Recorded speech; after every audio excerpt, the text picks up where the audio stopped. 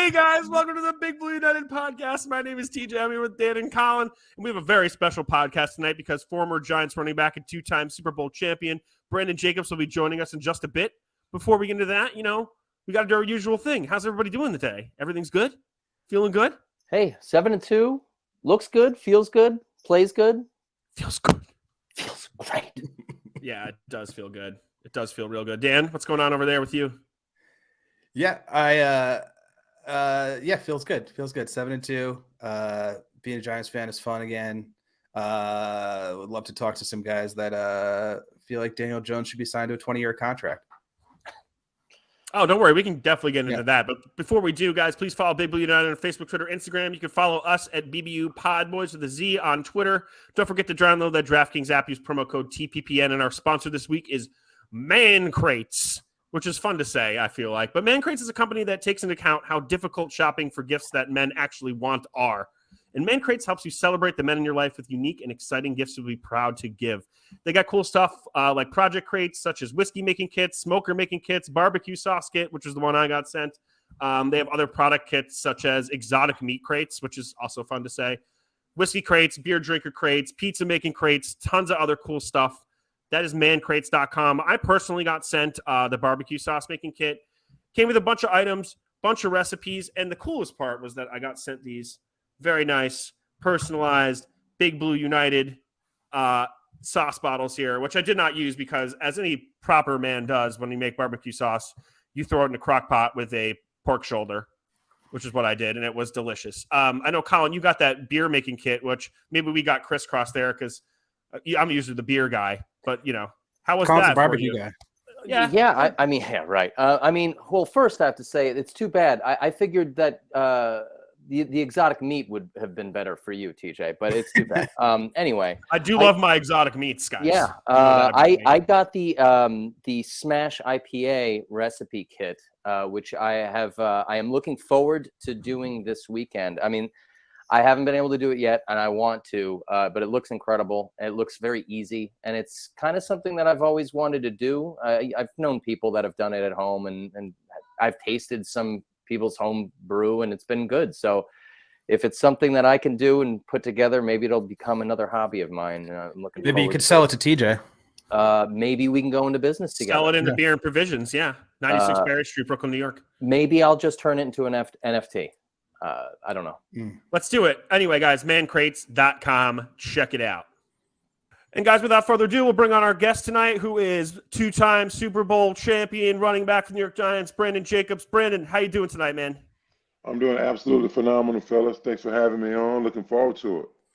Yeah, and it's great to have you on, man. So before we get into, asking you some more fun questions, let's talk about a little bit while you're on here, which is you're dealing with Hall of Fame signings. So they're putting on a show called The Giant Show, which is an autograph show, on Saturday, 11/19 at the Doubletree Hotel in Fort Lee, New Jersey. Will be an annual event coming from this year on. Going to be from 9 a.m. to 5 p.m. The lineup is actually pretty awesome, I have to say. You're going to have, in addition to Brandon, we'll have Tom Coughlin, Tiki Barger, Ahmad Bradshaw, Derek Ward, Rodney Hampton, Lawrence Taylor, O.C. Umanura, Justin Tuck, Phil Simms, Jason Sehorn, Mario Manningham, Akeem Nicks, Plexico Burris, Amani Toomer, just to name a few. Your boy license plate guy will be there too. Tickets are available now, guys, at halloffamesignings.com. So if you want to get in there, check that out. Meet all those incredible players. Specifically for us, growing up at the time we did, I feel like there's a lot of big names for me in there. But Brandon, I want to ask you, how often do you get to see, some of the old crew, and do you guys, talk a lot, or is this kind of like a more, fairly thing that doesn't happen to you guys too often to get together like this?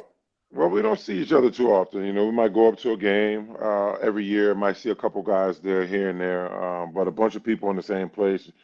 That only happens when we have our Super Bowl reunions and stuff like that. So, or if they're recognizing something or somebody for something, a bunch of us will go in support of that specific player. But I don't get a chance to see them too much, and I'm looking forward to seeing my guys.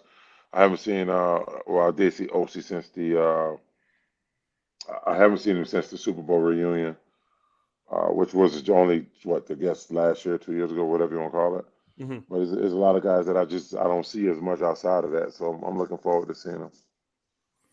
Do you guys pick up sort of where you left off? I know those teams, were special. Obviously, your Giants years. You had the 1 year in San Francisco, which we, as a Giants fan, I think we choose to overlook.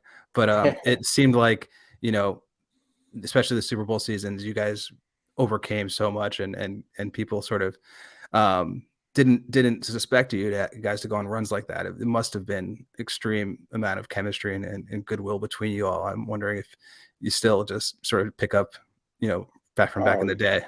Oh yeah, we pick up right where we left off, man. It's like we live in the same community. Nothing changes, man. Like those guys are my brothers for life, and it's never ever going to change. It's we don't see each other, or we don't talk as much, but when we do see each other, man, it's all laughs, all great memories, and just comfortable, just being around my brothers, and that's the best I can ask, really. I'm looking forward to this weekend. I get to go and I get to hang with them.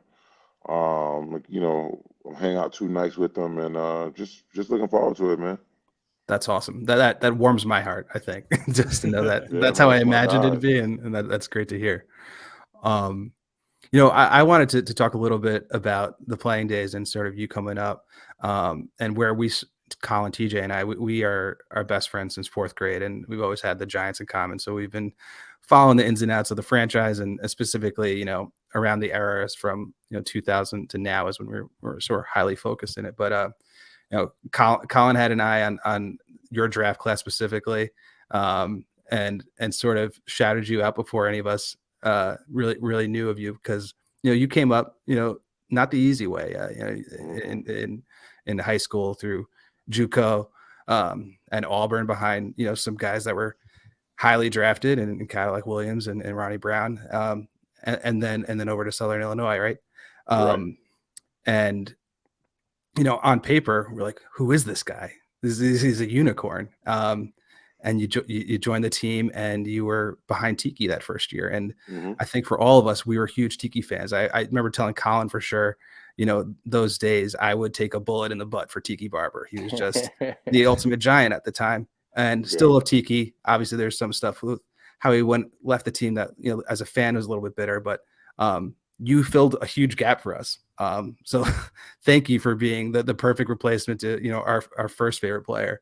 But, I guess the thing I really wanted to ask you is, joining the Giants, being in the NFL after that sort of winding road, was there a moment or a sensation you can recall, like stepping on the field, the first play, the first snap, something that was like, oh man, I'm doing it, I'm living the dream? Well, no, I mean it came like that unreal moment came to me like much before I even stepped on the field. Okay. It's when I walked in the locker room and saw Michael Strahan in there. Like, oh, it's my teammate right there. Yeah. That's Yes, awesome. yes, I've arrived. Yeah, Everything else was smoke and mirrors there, man. Everybody gave me all these great compliments about size and athletic ability, and started making me feel good about myself, and it just took off, man, from there. I remember a lot of articles about your relationship with Tiki and how he helped you come up. Could you expand on that? How do you feel that he maybe brought your game to another level? Maybe the mentoring that he gave you? Well, with Tiki, just being behind him, just being a guy, watching him do things toward the end of his career, watching the way he handled his business and the way he did stuff off the field as well. As far as football is concerned, yeah, he sat, we went over things, I picked up, learned, got the chance to, learn my blitz pickups and, stuff like that. With routes I'm running, just, just all around, well-rounding, I guess, a well-rounded athlete is really what I kind of took from Tiki, man. Just watching the way he do his things, man, and the football stuff was great. There's a lot of stuff he achieved off the field at that time, which is why he retired, was awesome as well. And here's Michael doing the same thing. Yeah. Just being around Tiki just make you stronger. So I mean, Yeah. I was with him for 2 years, and I'm grateful for those 2 years I had with him. Absolutely. And I have to say too, and I think it's one part of your game that's been overlooked over the years, as your receiving ability. I think some of those plays that you came out into the flats and just surprised people with your speed down the line. I think I remember it was the Bears game. What was it? The 50-yard catch and run for a touchdown in the rain. If I recall, I think I was there for that one. The Bills. I had one there, the screen there with the Bills. Then I had another pass against Dallas. I had two against Dallas. One was when we ran the red jerseys. I caught something that took it like 50, 60 yards. And then I had the one flat route on the sideline against them. I had a receiving touchdown against New England, week 17, one against Detroit. They didn't use me as much in the passing game, only like blitz pickups. But if no one was coming, I had to run a route. Eli wasn't particularly excited about looking my way to throw the ball. Brandon, let me ask you, being that you're such a bruising, kind of style of running back, did you have like a specific defender that you loved to run over, or like one moment that you really popped a guy that sticks out in your memory? No, man, they all got the same treatment. Yeah. It wasn't one guy I liked to run over more than the other. It's just that, I gave all of them the same treatment. My toughest competitor, though, I think, Brian Dawkins was definitely the toughest competitor that I've ever faced. So, I mean, that's just straight. Dude was a beast. Yeah. He was a beast. Yeah, like, I mean, twice a year, every year. Just played for the wrong team is the only problem. Oh, yeah. A lot of people loved him, man. A lot of people loved him. A lot of people that played against him loved him as well, man. He was a good dude. He showed nothing but respect to you off the field and on the field, actually. But he was just a tough competitor, man, that just lines up and gonna get his job done. He's gonna encourage his teammates. He's gonna always leave everything out there on the field. Like I said, the best competitor I've ever faced, and I went against a lot of guys. Yeah, a pro's pro, obviously. I just got to share that I think my favorite moment from you as far as demolishing defenders was in the NFC Championship game in Green Bay. As a fan, we were all very nervous, just in the conditions and you guys going out there and the way you set the tone. Just that short, I don't know, probably 3 or 4 yard run again. Charles Woodson, Hall of Famer, on his back like that, had me and all my boys on my feet screaming. It just set the tone, and it was sort of a perfect encapsulation of what that Giant team was. So I thank you for that. Thank you for that. I'm honestly glad looking back at it that I did choose that, running him over. But me too. In that particular run, I had an opportunity to get more yards on that specific play because he was contained. So when Amani went up to go block the safety, he blitzed off the edge. So he had no outside support. All I had to do was give him a little weave inside and jump back outside. I'd have been on the sideline going for 30, 40 yards, 50 yards maybe. But I saw it at the last minute, and I just like, screw it. I'm just going I just ran into him. Did you make that decision a few times in your career? Like to pop somebody instead of juking him? Oh, absolutely. I did. I made it once against Brian Urlacher. I was running toward the outside, and I saw him pursuing down the line. I was like, I don't think I'm going to get the edge, so let me just run into him. Let me just surprise him because he think I'm running away from him. Put my foot in the ground and run into him and see if I can break that tackle and see what I can get. And I ran into him, cut right into him as he was pursuing toward the line of scrimmage. He didn't have no idea I was going to cut, so I cut, dropped my shoulder, knocked him down, and I got maybe like 5 or 6 yards off the play. 6, 7 yards off the play. It was actually me making the decision to do that gave us more than me just trying to capture the corner. Yeah. So I'm glad I did that too. Does doing some of that kind of like set the tone against the defense? Like they know that you're coming to hit them, like wear them down over time. Do you think that like gives you more yards throughout the course of the game when you kind of lay people out like that? Well, now what it does is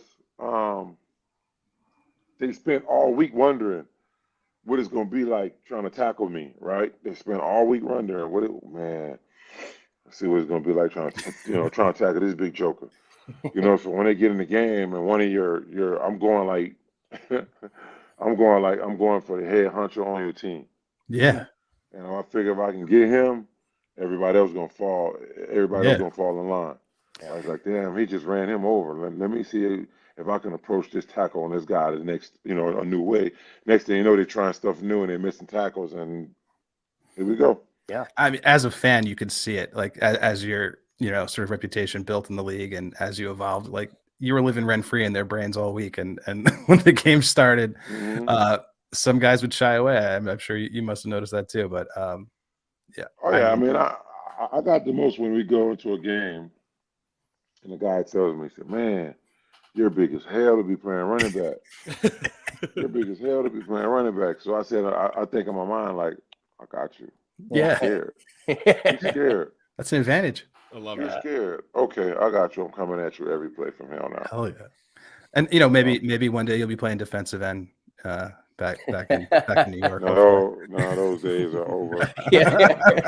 Those days, I try to come back and do that and train. Yeah. Actually train. So I got through 3 weeks of training, right? Fine, and then my body started to hurt a little bit. So I took a break, and then when I came back to start training again, my body was still hurting. So I'm like, my recovery sucks. Yeah. Let me not try to go out here and waste these people's time. So I stopped trying. Yeah. Again, because my body never felt like I run, like I take a couple of days off, and I never got my legs back under me. It's just your body just don't recover the same when you're older. So I just say, you know what, this is not for me. I mean, we're all around the same age, and we were never professional athletes, so we understand. Things hurt now more than they did in our 20s. Yeah, I was going to tell Brandon, I pushed my kids in the stroller the other day, and that was probably a similar recouping experience. Like, so I get it. Oh man, that's funny. I guess something else I want to touch on is I think any Giant fan knows how you feel about the Dallas Cowboys and how this season is shaping up for the Giants. So I want to know what your plans were for Thanksgiving. Well, I had a pretty good week, I would say, as far as the divisional guys, especially with the Eagles losing. That was awesome. Yeah. Dallas Cowboys, they got Dak Prescott back out there giving the game away. So, I mean, I like what I see. I just wish we could have got that one win on them when we had the opportunity to. But they're coming up in a couple of weeks, though. I can't stand Dallas Cowboys, man. It's like the dirt on the bottom of my shoe. It's really bad. It's like a spoiled turd that's been sitting in room temperature water for 3 or 4 days. It's just that's Cowboys. Yep. Who's next though? Is it Eagles next or Commanders next? Like on the list of hate. I gotta go with the Eagles. The Commanders have never really posed any of a real threat. Yeah, I'd have to agree. It's just been a 4 team in the division to make it 4. Yeah. Let's just splice in the LaRon Landry hit right as he says that. Perfect. Absolutely. I had a quick question on that though. So you're joining the NFC East. How long did it take you to develop that sort of rivalry amongst the other teams? Did you automatically just hate the Cowboys, or was it over time? I hated the Cowboys. Growing up, the day I started to understand anything about anything, I hated them. Born that way. That's all. It's just that they got so many fans all over the place, man, and they're so obnoxious and they so like in your face type stuff. Yeah, and it's just like, like yeah, like most of them guys can't have wives or girlfriends. Like most of them guys can't be getting any play, man. Crazy. Well said. Amazing. I have a quick question. This is an interesting one. Who would you say was the best offensive lineman or maybe even fullback that blocked for you in your career? Oh, you gonna put me on a spot like that? Yeah, that's. Well, he's having the team reunion next week, Colin. Well, I mean, it's a loaded question. You can take it as you will. Or you could not. Yeah. I'm gonna give you different categories. Okay. Yeah, I like that. Mm-hmm. Okay. Technical lineman, had his shit going for him. David Dill was a technician when it came out to tackle. He didn't really give up a whole bunch. He went at it with all the rush ends that was out there that played in the league back then. And David Dill held his own out there with the DeMarcus Wares, the Trent Coles, and like guys like that. The Julius Peppers, like guys like that. So, the Sean O'Hara was was a smaller but scrappy center, strong as all get out. Could always count on him to do his job. Chris Nee strong. He's probably one of the strongest linemen out there that we had on the team, and just throwing guys around like it was nothing. Richie Sarver was probably the meanest guy, just nasty, borderline penalty guy, like a borderline nasty like penalty. And Kareem was another big technician on the outside playing tackle. He was really good, and he was strong as well. Watching Kareem come down on a down block and destroying people were a thing of beauty to watch. So, it's like all of those guys. Like even I got to go with Kevin Booth. Like he came in, he gave us some nastiness on there. I can't say one of them is better than the other or who was my favorite guy. I would be absolutely, I wouldn't even like myself if I just gave a name. Yeah, sure. I would say fullback wise, I've had a chance to run behind Jim Finn. Yeah. I've had a chance to run behind Madison Hedgecock. I had a chance to run behind, Henry Hanowski as well. All three guys were great blockers. Jim Finn was more of a, he was more of a finesse guy when it came down to blocking, position blocking and stuff like that. Jim was real good out the backfield as well. Madison Hedgecock was just a big, tough son of a bitch that just was like he's a country dude that like tractors and he's gonna knock your head off. I remember that every chance video. he gets. And Henry on the other hand was great out the backfield. He would knock your head off as well. Smart guy, tough. Man, my guys were dogs, man. Like I wouldn't regret none of my teammates. I wouldn't take another team. I wouldn't take another player in the league and put in the place of none of my guys, man. My guys were great, man. I love my guys. Like they're awesome. It was great to see you running behind all those guys. That offensive lineman, awesome. Especially the 2007 season, was incredible. That we always talk about the ESPN magazine cover of all the linemen there. It's just being like, oh, those are the glory days right there. Yeah, man. Awesome. It's awesome to be with those guys. That feeling that we had with that team, though, it's been a while since we felt that way about the Giant squads that have been out there. Until this year, I think there's a lot of positivity surrounding the team. The three of us had been down in the past few years a lot with the roster construction, coaching decisions, but now I feel like most Giants fans, there's a lot of hope. I mean, obviously the record is showing they're on the right track, but I also think there's a plan moving forward. So we wanted to get your opinions a little bit on what you see this year out of the team. What is maybe the thing that's most encouraging to you? And if, obviously if you have, speaking to people in the building, any interesting insights you might want to share there, but sort of general impressions. What I get from the team now, they are winning a game with minimal stats as possible. They're not the prettiest 7-2 team in the league, but they're 7-2, right? I don't think they have put.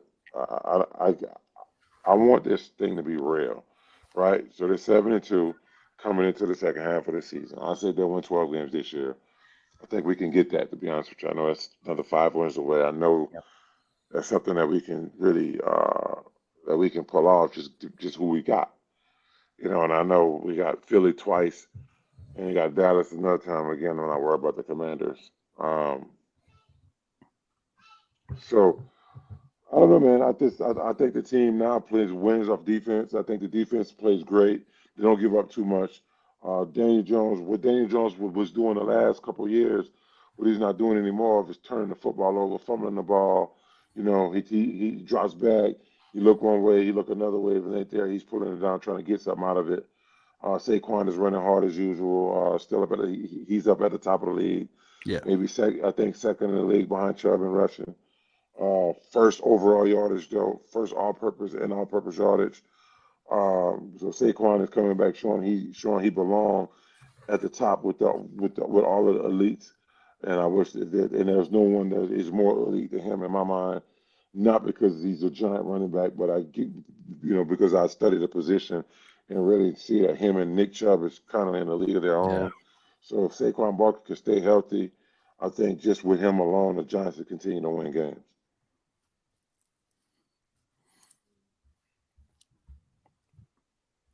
Yeah, I definitely think, I completely agree with you there. It's not pretty, but it's more fun to watch, though. You got to say that it has been, right? I mean, let me ask you: do you want to say anything about Dave Gettleman at all while we're here? I love Dave Gettleman. Yeah. He was the director of player personnel. Then when I was with the Giants, great guy. Walked around the building with his pants pulled all the way up to his sternum. But, Dave Gettleman was awesome to be around, man. Awesome guy. I love him. I mean, the guy's been nothing but nice to me. Nothing but respect for him, and and what he's able to accomplish.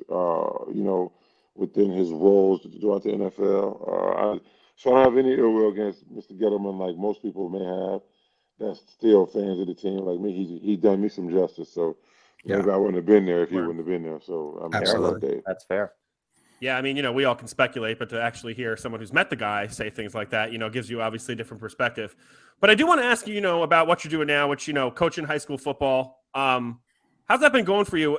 What kind of do you bring any pro concepts down to the high school level at this point? I know some of these schools are really big. What do you think? What have you been doing to make yourself like a great high school football coach in your mind?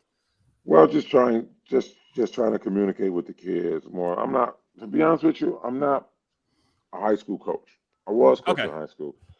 I think I'm more of a mental development with a lot of these young kids making certain decisions. They talk to me about stuff they wouldn't talk to their mom and dads about. And that's a good place to be with them. They're 15, 16, 17-year-old, 18-year-old kids, that's just on the cusp of getting themselves caught up in some BS,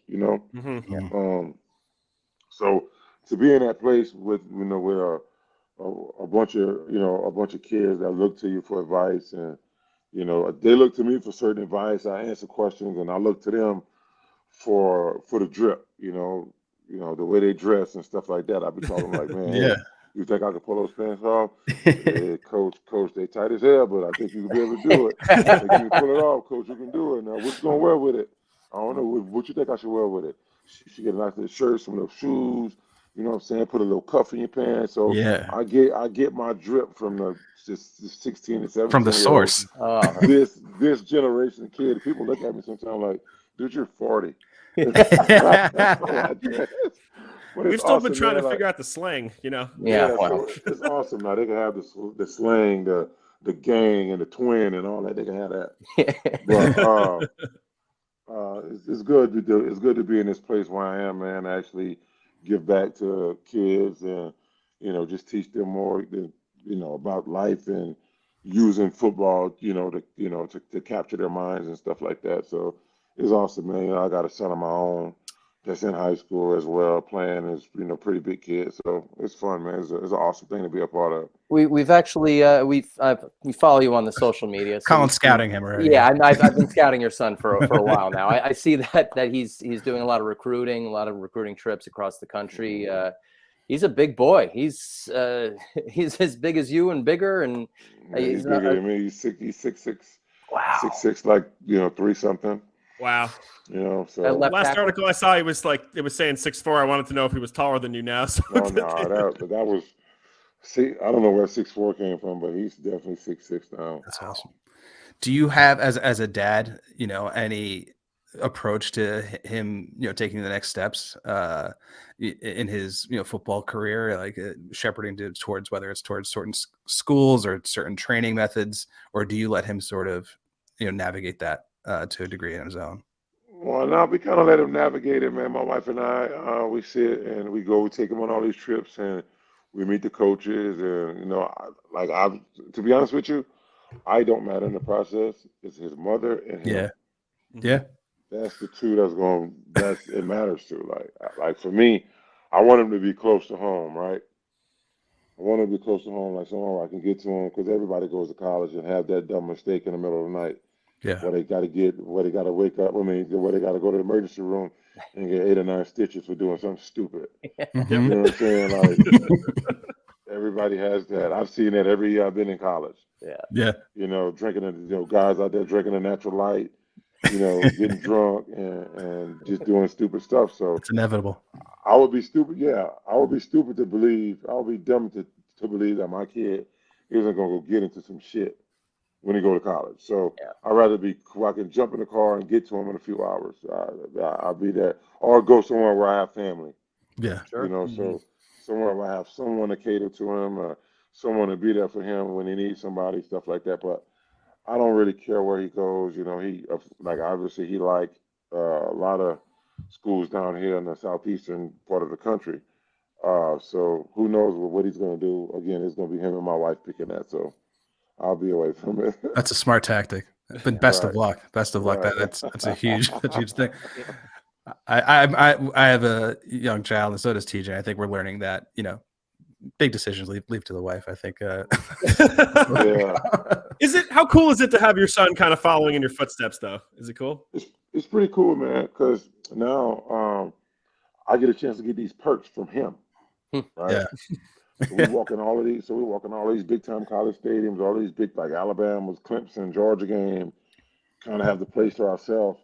Have these good food. We go there. You know, they wine and dine us and stuff like that, man. And then, you know, just having these perks, because recruiting nowadays, or what I'm noticing now, is a hell of a lot different nowadays than it was when I was being recruited. So these coaches are a little bit more aggressive. You know, they got so many more resources to work with. They got so many more ways they can get in touch with the kids. It's crazy, man. And it's a dog eat dog world out there when it comes to recruiting. So it's pretty cool to go through it. Does your son like have coaches like DMing him on Instagram and stuff like that? Like, you want to come down for a visit this weekend? Yeah, Like, they reached out to me. A lot of coaches reach out to me because they're not able to reach out to them because I am a coach. Yeah. So they reach out to me to get like a number of the kids off of the team and stuff like that. So, but you know, the kid is he didn't realize how important this opportunity is. Yet he don't really talk about it a lot. He comes home from school, you know, do his work, play his game. You know, he never really ask any questions or talk about, you know, recruiting or who called for him, what I think he should go, what I think he should do. Yeah. You know, what's the best fit? I gave him my pros and cons. You know, going to a school where you can play right now, you know, typically doesn't mean the team is very good. Right. Yeah. Well, going to a team where you're going to have to wait to play because there's guys in front of you that typically mean the team could be really good and competing for a national championship at some point. So he has to be comfortable with what he selects, which school he selects, and how he's handling it. You know, he might go to a school and think he's better than the guy in front of him. That's what everybody thinks. That's just a competitive nature in men. I'm better than him because he's in front of you. That's the next guy up. So, you know, I just told him, like, you know, you got to make the decision and you got to be happy with it. And I'm not a fan of just doing all this transferring around because you don't play. I transferred, but my back was against the wall when I transferred. And every time I talk about that, people always say, well, you did it. Well, I was third string behind 2 guys that got drafted number 2 and number 5 overall. I was never going to get enough of an opportunity to even have fun playing at Auburn. Yeah. Right. I was just there, you know. So when I transferred to Southern Illinois, it worked out better for me. Absolutely. Yeah. Let me ask you, your son being so big, you know, I know you were a big guy for running back. Is offensive line where he's sticking at, you think, or is there a possible position change there? Offensive line is his thing, man. He plays right tackle. So that's his thing, man. He's learning all the skills and all the techniques to that. So he's doing really good there. I'm just got tired all of a sudden. Yeah. Well, Brendan, I think we'll wrap it up on there. Again, guys, please check out HallOfFameSignings.com. You can follow Brandon on Twitter, Brandon Jacobs 27. You can check out the 27Q podcast. It's Brandon's podcast. Again, you have other pods going on, Brandon? Yeah, I got Facts Over Feelings. I do with a couple of my homies, man. I grew up with cool.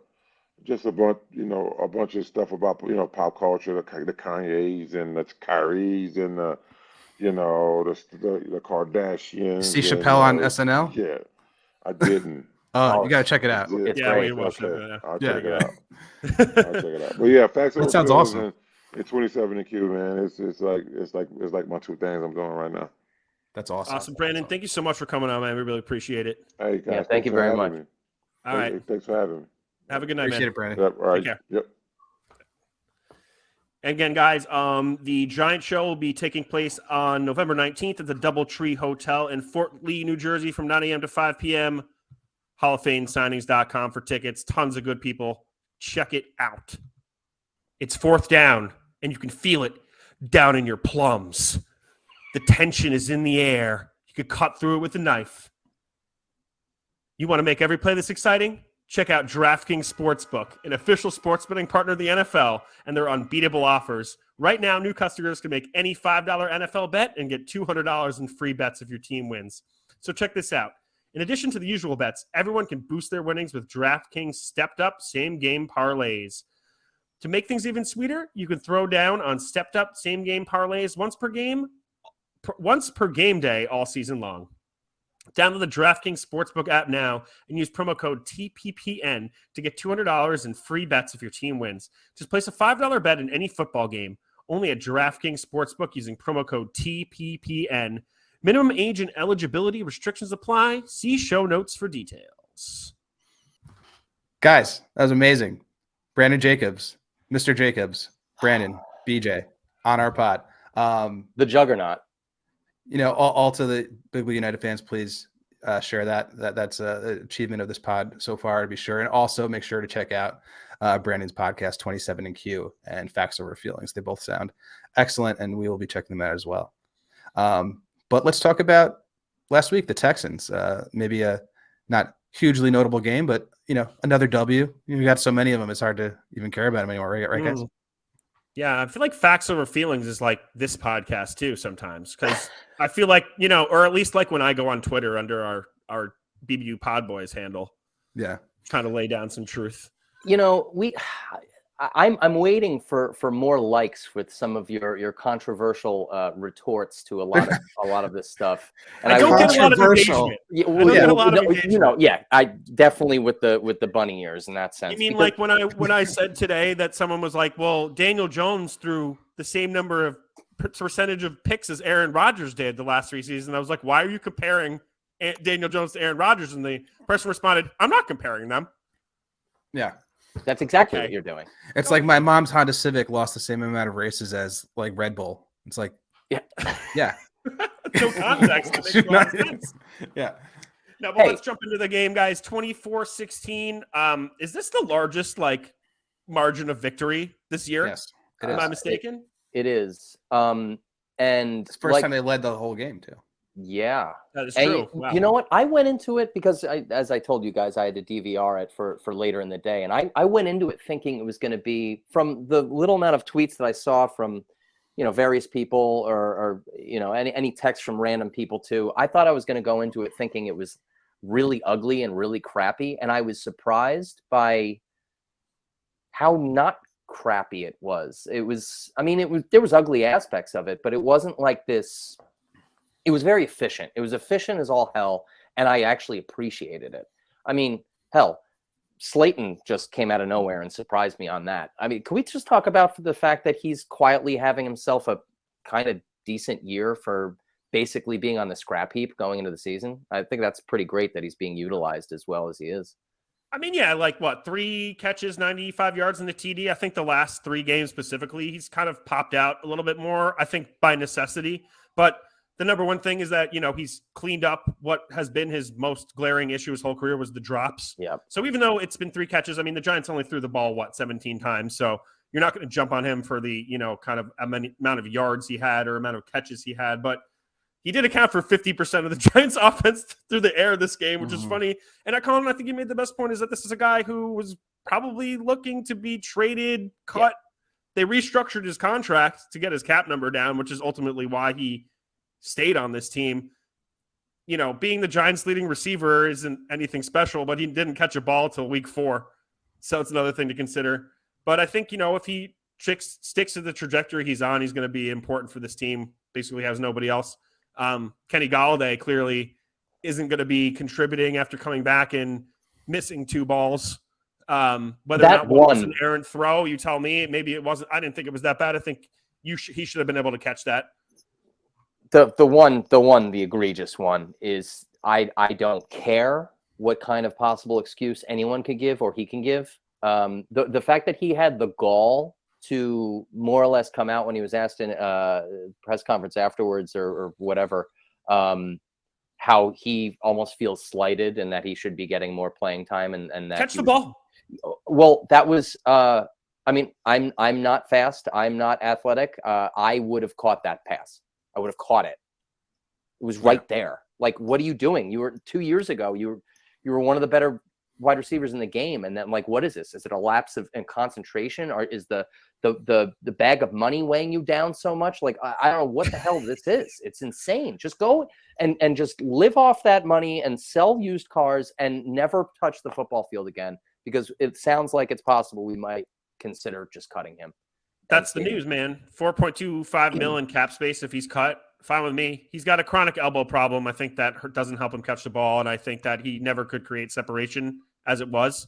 But he's either they're not using him in those jump ball scenarios, or those scenarios don't exist, or he can't do it anymore physically. But he's done. Time to move on. Yeah. Washed. I was listening to Jordan Renan, the ESPN Giants beat writer, about his thoughts and being close to the team, what he saw out of Kenny Galladay. And, a lot of what he was saying, that he definitely thinks he's certainly in his head to a certain extent, but, based on his reports from spring training, or not spring training, that's baseball, from the summer, Galladay never looked right in the first place. He looked robotic. He looked unfluid, not very fluid like UTJ. He was just sort of didn't have any semblance of athleticism that he used to have coming off those injuries. So, I think at the beginning of the season, we wanted to be like, oh, you just need some time to get right, get used to the system. But it's looking like he's washed, dude. It's looking like he's pretty washed. He's done, man. Yeah. He needs some of my liquid. Liquid man, yeah. I mean, that's probably the last resort. I think Joe Shane is probably going to give you a call. I think that's the only thing left for him at this point is to learn your unorthodox running technique. I'll do it. I'll do it for the team. I'll give up some of my Dude, if you were to see white hot foam, coming a 6'3" NFL wide receiver just bust that out in an NFL game, that the defense might not know what to do. You might get wide open for at least one. I don't think they will. They will. You know what? I do want to go back to what Colin said earlier about some of the ugliness that people had mentioned about this game. And it's kind of, a bit dumbfounding to me, some of the criticism of the offense. I mean, Daniel Jones, 13 for 17, 197 yards and 2 touchdowns. Fine, efficient, almost perfect passer rating. Last week, when we did the preview for this game, we said that the Texans had the worst run defense in the NFL. So what did the Giants do? The Giants ran the ball more times than they have all year. Saquon, 35 carries on the game, career high, 152 yards and a touchdown. So the Giants coordinators and coaches Giants went into this game with a game plan to run the ball a lot against the NFL's worst ranked run defense. And people came out and said, why didn't they throw the ball more? I don't understand where this is coming from. Jones had a fine game, an efficient game. The running game was efficient. The Giants won. The Giants moved the ball. The Giants attacked the defense in the best way they thought. They came out with the largest margin of victory they've had all season.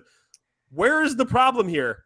It's because Jones isn't putting up your MVP style numbers that you're so excited about. Like, I don't understand this. So I just don't get it. As much as, of course, this needs to be going forward and in general needs to be a forward thinking, come to the times, the modern NFL kind of offense. You play what you can play with who you have. And yeah, maybe it's a little old school, maybe it's throwback, but a lot of these fans on Twitter weren't around in the 80s. I mean, we were born in the 80s, but I'm a historian of this team. I love this team. What did we do in the 80s? We had a very, very, very good Phil Simms throwing the ball when he needed to. But we also had a ground and pound offense, just like we saw this last week, that won a lot of games. I heard a stat during the game. Charles Davis was saying that, and this actually blew my mind. We're first in the NFL in possession of some sort. The amount of time that we hold on to the ball is Time of possession. Time of possession is. I mean, even that would be one or amazing up there. because that was a stat the Giants could never win in the past few years. But that's what a running offense predicates. And, you know, we lamented the Joe Judge style of old school football. But, hey, when you have competent people doing it, it works. And you don't just stick to it and play a field position battle. You know, you go for it on fourth down. Exactly. Yeah. Yeah. I mean, I think the disconnect is twofold, right? Like Colin's saying, you know, what makes the Giants successful is understanding who their personnel is and playing to their strengths. And if our strength is running and the opposing team's strength, our weakness is run stopping, then obviously we're going to run. So that makes sense. But also I think there's a lot of those Daniel Jones truthers out there that don't really understand what kind of quarterback he is and think, you know, he should be throwing the ball all the time. That's not the way to optimize results. I mean, it's, again, we don't have to harp on it. It's not his, you know, his opportunity to throw is dictated upon the play calling. And it was interesting, by the way, to see all that talk about Kafka and his helmet and him changing play calls on the line with Kafka basically audibling for him. I thought that was an interesting storyline during the game. But, you know, if you look at he's broken 200 yards twice this season, one of which was 202 yards and the other was 217 yards. Like, we're not passing the ball. And that's, you know, because we don't have the personnel in the wide receiver core, and maybe, you know, we don't have the pass protection. There's all sorts of things, but you know, our offense isn't built to score. The scores on this season are insane. Have you guys looked at like the scoring discrepancies? It's almost identical scores through the entire year. It's 24-16, 27-13, 23-17, 24-20, 27-22, 20-12. 23-16, 19-16, 21-20. Like, it's the same spread. It's like we're just getting exactly what we need. This is all static noise from us and from the media and everybody just talking their heads off about it. And you know that Dable is having conversations with his team in the locker room about how this team needs to win games, and they're executing it. They're doing what they got to do. Exactly. Yeah. They're scraping by, but it's working. You know, and I think you can look at the defense and say the same thing. I think when the defense came out this game, I think it was three and outs in a row, and I was like, this is atypical of a Giants defense that's sort of, you know, in much of the fashion of a Patrick Graham defense, but obviously run it a different way because it's more of a risk-taking style defense. Yeah. But it is definitely a bend don't break thing. So they did give up chunk plays, they did give up big yards at times, but I mean, 387 total yards? That's not a great number for the defense. They're not. They were on our side of the field quite a bit in 25-yard line range, quite a bit. But yeah, man. I mean, what it really comes down to is 30% third down conversion rate they're giving up. Yeah. Two crucial turnovers again late in the game. Yeah. When it matters, that's what they do. And you have, you know, guys like, I can't talk enough about Dexter Lawrence. Unreal. If he's not going to be an all-pro this year, I don't know. Sack, 5 tackles, 5 quarterback hits, 8 pressures on the quarterback from the defensive tackle position. Dude, he's locked in. And we better lock him in. I think 100%. They will. I think they will. And he's Prater number 1, more than Saquon, more than Jones, more than easily. I couldn't agree more with that. I'd be remiss not to mention how incredible Adoree Jackson has been too. Mm-hmm. Excellent. I can't believe they have him returning punts. What? That was like what he had one, right? It was no, he had more than one. No, but they took him off, and then Richie James was back. Yeah, but then they put him back. It was depending on the distance, like the field position, who they put in. That scared me, man, because I mean, while there's, you know, while McLeod and Moreau have both come in off the street, as we like to say, and played very well so far, I don't think you can lose Adoree Jackson, especially like in a punt return injury. How dumb would you feel if that's how he went down? Yeah. You know? Well, I mean, it's learn from the past. You know, Jason Sehorn. You can't do that to him. Who will also be at the Giant show signing autographs. Check it out. But mostly go to see Brandon Jacobs, the most excellent human. Ask Brandon Jacobs if he thought that Sehorn could tackle him in both of their primes. I think we know the answer. Based on how he answered how Brian Urlacher could tackle him, I think he would say Jason Sehorn. Yeah, I mean, also on defense, I think, you know, you want to mention Leonard Williams, 9 tackles, QB hit, forced that fumble in the fourth quarter. He had a great game, I think the best of the season. Pinnock came in, had 1.5 sacks. You know, I just love Wink for this. It's like, who's available?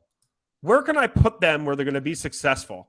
Maybe it's 10 plays they play, but they're going to make an impact wherever they are. I think that's really why this defense has the success it does. It's all coming down to Wink, baby. Yeah. Well, I think Wink is going to have a little more to be worried about next week against the Lions, if you want to start talking about that.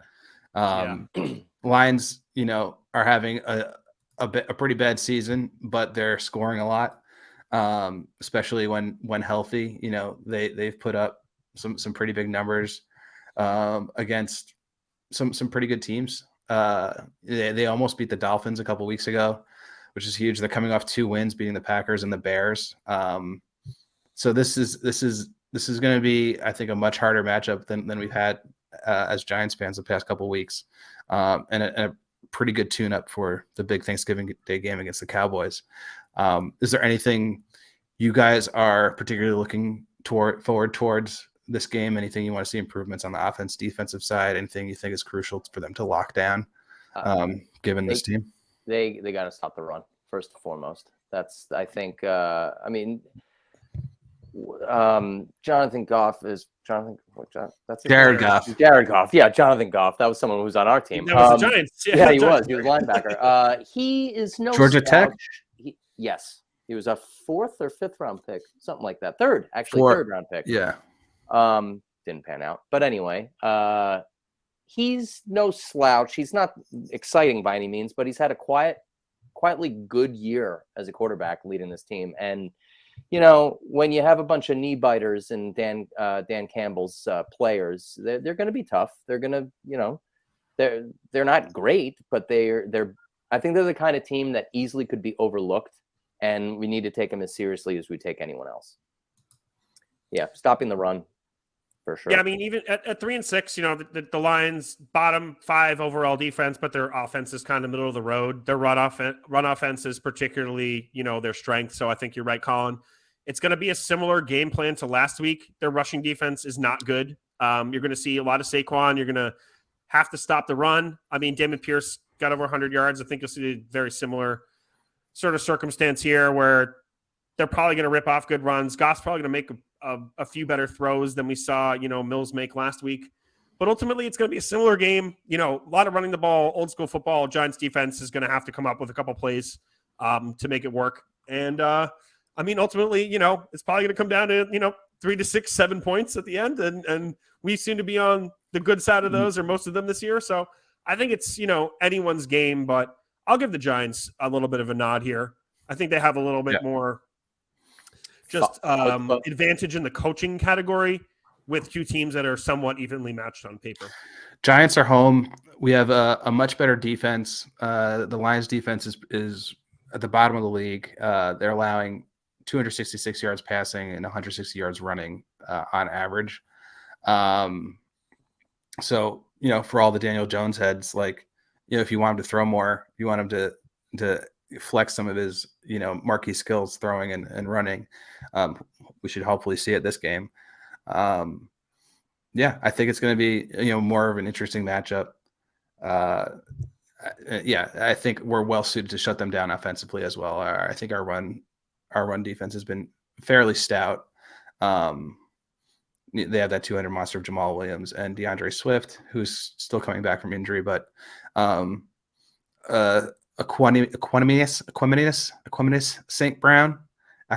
St. Brown is the type of receiver that I think might give us some trouble in the slot. But I thought it was Amon-Ra. What's the Amon-Ra? That's right. The son god, his brother's Aquaminius on the Bears, and his dad's a bodybuilder. They work out together in the off season. Oh, that's cute. Yeah. Anyway, I think it's gonna be fun. I think we should see some better stuff out of the offense. Hopefully, that's my hope. Maybe a Wandell breakout game would be cool. Which, not to be overlooked, he had some pretty crucial catches this past game too. I hope he can build on that. Well, but they were good ones. They were, sure.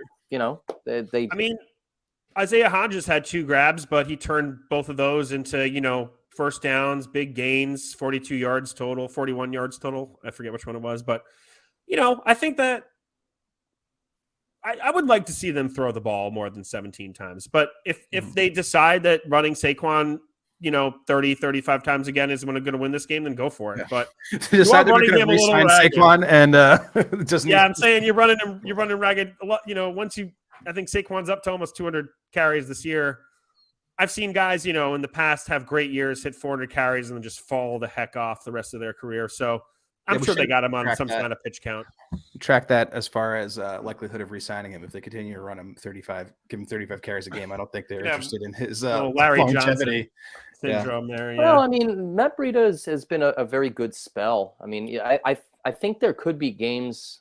I don't know if they'll do it anytime soon, but I think they could throw him in there a little bit more to keep him fresh, especially now that we're coming to the second half of the season. You might even be seeing it a little bit more. And hell, I think I agree, man. You should start splitting those carries a little bit. I know I said I wanted to see Saquon have the ball 30 times a game, but I necessarily say carry the ball 30 times a game and get smacked up. But and hell, maybe we get a little Gary Brightwell thrown on in there every once in a while, especially late in the game. Imagine we have a game where we blow someone out and you can give some playing time to people who don't play very often. Don't get too excited. Yeah, well.